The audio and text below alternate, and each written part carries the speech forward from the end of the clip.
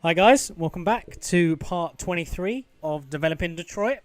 Just a little bit of advice straight early on is if you've got legends in your club that are worth less than 80k, I'd say, sell them now because there's a set going on at the moment, Ultimate Legends set, that requires you have 3 legends and 5 Ultimate Legend badges, I think, and all legends are going for about 90k. So for me, I had Terrell Davis, loads of cheap legends, and I sold them all for 90k. And I can just buy them back in a week for about 20k each. So do that now, and you'll make a lot of money.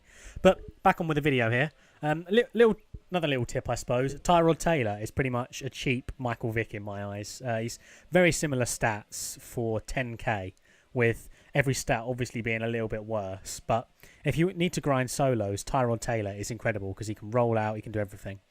But we got a comment last episode, a few episodes ago maybe, get Stafford in. So we're getting the 90 rated Stafford. I'm working towards his 93 rated, but at the moment on the screen it says I have 60k, but at time of recording, since this is pre-recorded, I actually have 320k. So I'm getting towards being able to afford some of the bigger players. So I'm thinking we'll get Darius Slay in the upcoming episodes because he was requested a fair amount. But as you can see the team in the background, we're just putting Stafford in, and we're going to put Orlovsky in because he's actually going to be the backup quarterback for the Lions next year if nothing else changes as of now. So we'll get him in. I doubt we'll ever have to use him because it's not very often you actually get to your second string quarterback. But if we do, he's there just in case. And I'm thinking, I know there's an elite Tulloch going, so I'm hopefully going to try and pick him up because that is the main weakness of the team, which I've said many times. But overall, I think the defense is looking pretty solid now. That upgrade to the 96 Sue has definitely shored up the line. I mean, we haven't had any runs down the middle because he'll just stuff them. And I think once we get sort of Nagata in there as well, we'll be able to sort of vary up a bit because I'm playing a 4-3 because the Lions play a 4-3 at the moment, potentially going to a 3-4 next year. But at the moment, they're a 4-3. So I'm going to keep that because they have the players that sort of suit that. And I can't really play a 3-4 with the linebackers they have because, quite honestly, their linebackers, besides Levy, aren't very good.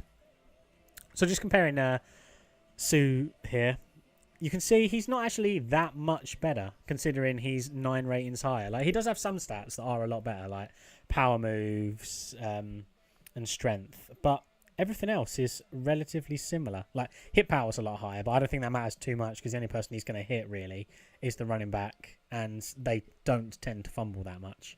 But as you can see on the checklist here, crossed out Stafford, got him done. So there's a fair few players still left. I mean, we're slowly working our way through.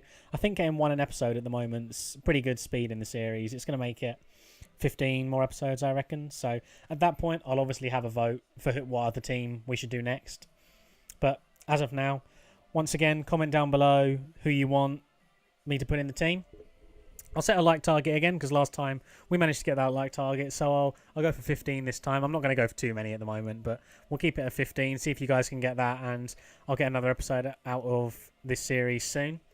If you've enjoyed the episode and you're new, like the video, comment down below who you want me to put in the team. I'll probably put a comment down below, like a question, because I usually do. It's nice to interact with you guys. And subscribe if you're new, because it's nice to see the subscriber pool keep growing and more people joining the subscriber family. But I'm going to jump into a game now, so I will see you guys there. So, jumping into a game here. This, I think, got through a few games before I got to this one, because there's a lot of people with really high-rated teams I'm coming up against, and it's very hard to play against them. But this game here, this was a good game. I mean, this was a very tricky game because he did have a high-rated team. Like, I don't know if I actually get round to showing his team, but it's a little bit higher than mine, but not too much higher. I think sort of my O-line overall brings me down a lot in the overall, which is quite frustrating. But as you can see, he's starting off with 2 runs. So if we're coming up against a run player, that's something I prefer because that's what my linebackers are preferred to because they're not that good at like going for the pass. You can see he was wide open so many places there, but he throws it to the one guy that's in double coverage and he manages to catch it. So he was a hurry up offense type of guy as well. So that might be why some of the cuts look a bit strange. But as you can see, he's peeling out here. he shouldn't have tried to run that in, because that's always going to be a fumble, especially with this at this point in the game, because a lot of players have really high hit power and quarterbacks just can't handle that. And we're in our own red zone, so we're trying to run it out, just sort of give us a bit of room so we have time to throw it. And we're going to go deep here. We're going to do exactly what he did, and Herman Moore's going to come down with that 10 times out of 10, to be honest. Absolutely incredible card. I am loving Herman Moore in this series. But I've got a few more coins now, like I mentioned earlier. I've got 320. I've just grinded a few solos out. And I was wondering who you guys want me to pick up. Like, I can pick up most of the players. The only ones I can't pick up Calvin and Night Train Lane, like the high Calvins. So anything else, if you want me to pick that up, more than happy to do it.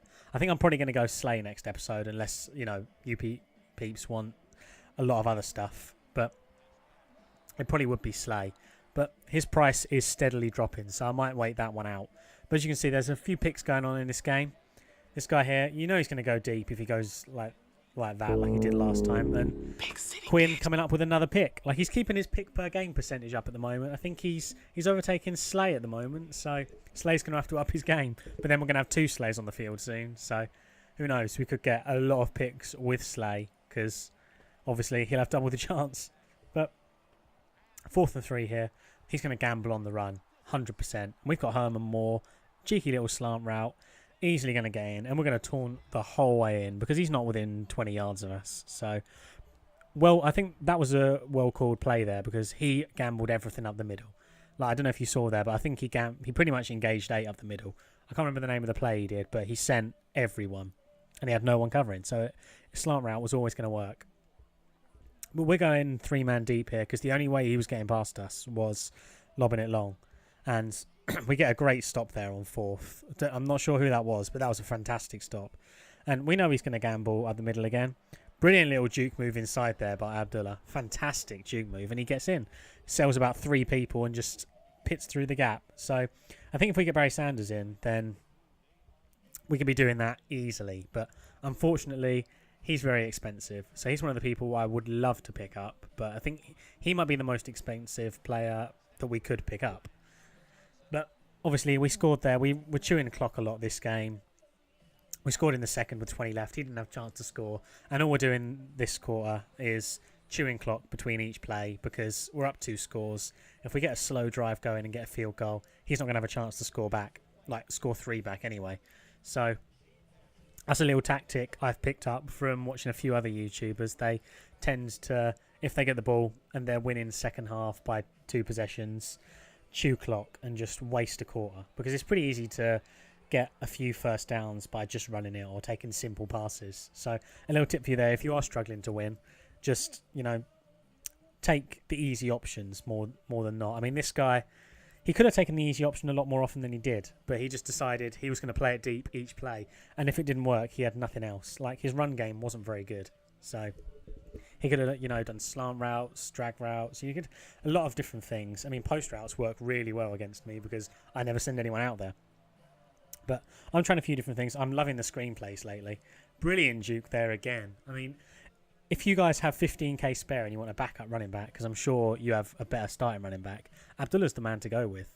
But since we've pretty much wasted the whole third quarter. This guy knows he's not going to get back into the game, so he decides to quit. So, as I said earlier, let's try and get 15 likes on the video. Comment down below on the question I'll leave down there, and subscribe for more. It's nice to see the subscriber number going up each episode. So thank you guys for that. But I will see you guys tomorrow for the next episode.